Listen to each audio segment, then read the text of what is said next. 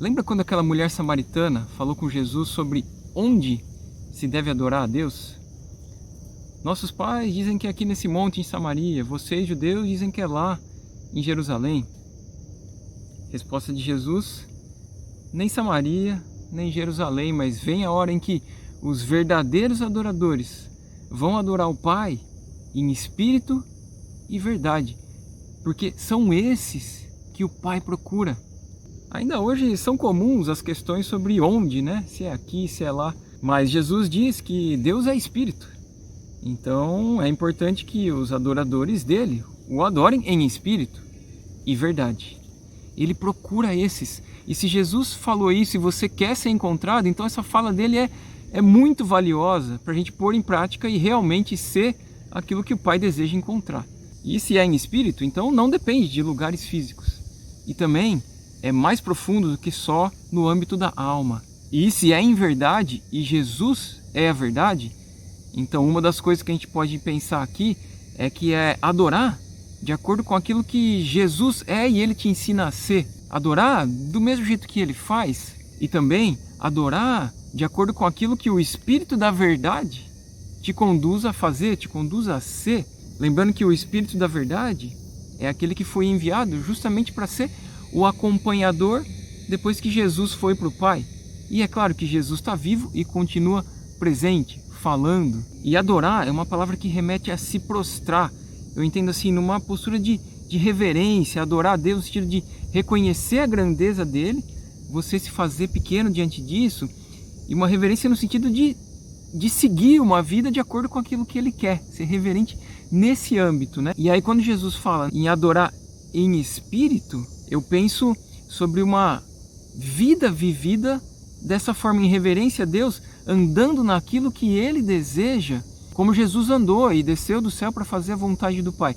E tudo isso no âmbito do espírito, que pode eventualmente gerar também um se prostrar fisicamente, independe, ou sim ou não, mas é a vida vivida nesse âmbito do espírito e seguindo aquilo que é a verdade que Jesus é e que ele revela, mostrando o Pai. E se é uma vida de adorador, então isso vai além, sabe, daquele momento que muita gente se reúne para uma adoração. Então assim, você e eu podemos usar desses momentos para adorar a Deus. Mas o que eu estou querendo trazer aqui é que ser um adorador, em espírito e em verdade, inclui muito mais do que isso. É uma vida vivida assim. E também é muito saudável perceber que não é só por estar reunido no momento de adoração com as pessoas que necessariamente você vai estar adorando. Depende como vai estar a sua postura no seu espírito. E se você vai estar ali, seja o que for que você estiver fazendo, é motivado na verdade, trazida por Jesus, ou de repente alguma vaidade.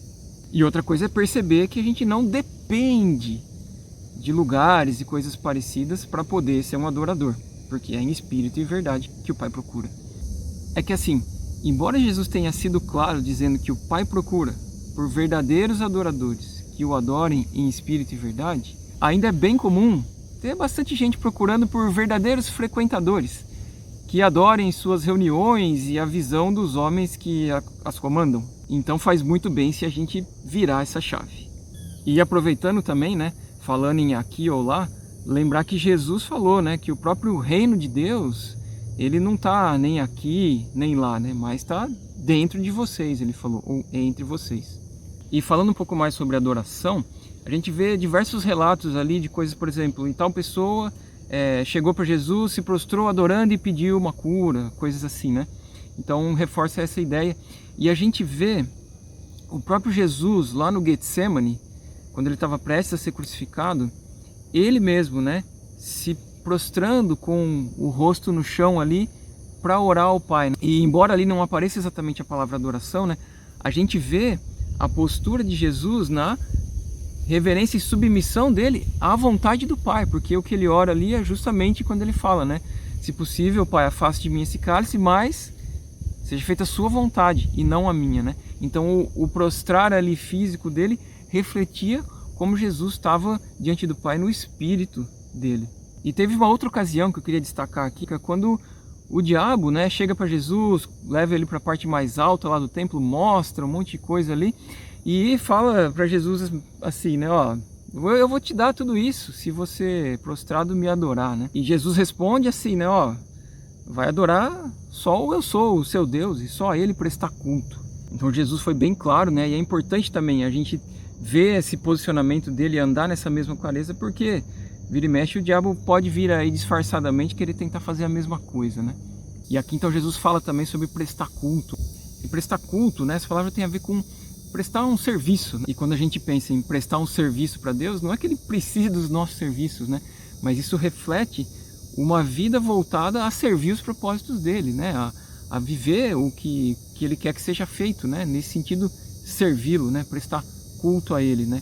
Que também, é claro, vai muito além de alguma reunião que se chame com esse nome, embora você até possa, né? Dependendo de como tiver seu interior, usar alguma reunião para cultuar a Deus, de novo, né? É bem além disso, é bem diferente de alguma coisa nesse sentido. E Jesus está falando, né? Então assim, adorar só a Deus, o eu sou, e só a ele prestar culto. Então, é importante perceber como que muitas vezes a gente pode acabar prestando culto a outros, que não são aquele que é o eu sou, que não são aquele que Jesus falou para ser cultuado unicamente. E aí pode ser desde o culto às personalidades, às pessoas famosas, sei lá, jogador de futebol, né? Não tem tantas palavras de louvor, né? Elogio, louvor é elogio, e tantas ações que se tomam em função disso. Pode ser o próprio filho, às vezes os próprios pais, pessoas que morreram. Pode ser a liderança religiosa, que quem teoricamente é quem estaria ensinando as coisas de Jesus, mas às vezes ele é quem é cultuado.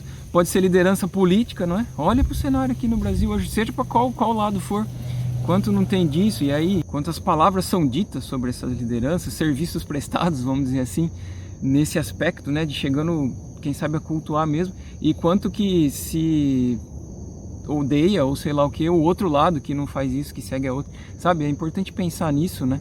Muitas vezes quando aparece essa palavra culto, prestar culto, no texto original está escrito assim, latria, né, no grego. Estou falando isso porque é conhecida a expressão idolatria, ou seja, prestar culto, prestar serviço ao ídolo. E existem diversos tipos de ídolo, de diversas naturezas, não só aquele clássico lá da imagem, mas como diversos outros que podem ser tornados ídolos, desde pessoas a coleção de livros ou o que for.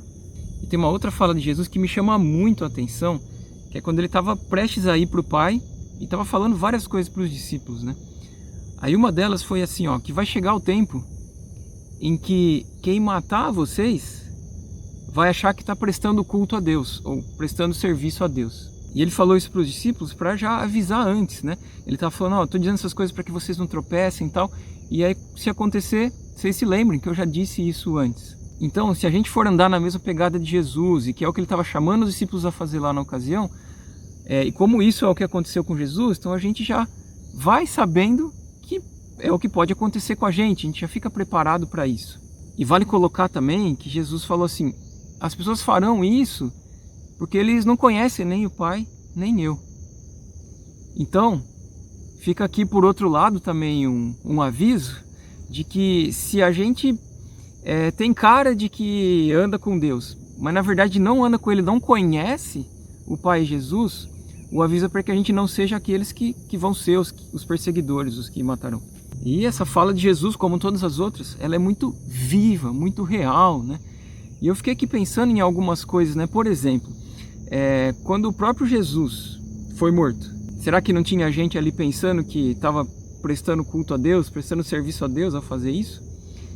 Porque assim, os líderes religiosos lá, era por inveja, era maldade mesmo, mas eles também incitaram uma multidão, lembra lá, quando estava com Pilatos e tal, a gritar, solta Barrabás, Jesus se crucifica.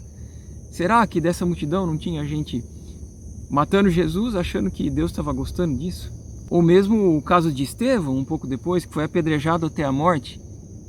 Tinha muita gente ali apedrejando, e era gente que conhecia as coisas que Deus falou, gente de Deus, entre aspas, vamos dizer assim.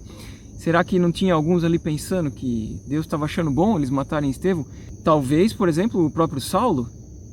Ou se você pensar aí anos depois, quem sabe não tinha gente pensando que realmente Deus achava boa a ideia de queimar aquelas pessoas lá nas fogueiras santas. E se a gente pensar aqui, muito provavelmente a gente vai achar outros exemplos, mas eu acho importante pensar, e hoje? Porque isso tem a ver com a minha vida e a sua hoje, com o que a gente vai praticar. Será que isso mudou muito de lá para cá? Tem coisa que realmente mudou? Tem coisa que não mudou? Será que tem coisa que parece que mudou, mas está só disfarçada, está com outra roupagem ou só passou por uma reforma na fachada? Bom, e se você gostou desse vídeo, deixa o seu like aí. E se você gostou muito mesmo, comenta aí, ó, adorei. Não, brincadeira, só para efeito didático e também para não perder a piada. Ó, e nesse outro vídeo que está aparecendo aí na tela, tem algumas dessas palavras de Jesus e outras em forma de música. Talvez você se interesse em dar uma olhada também. Falou!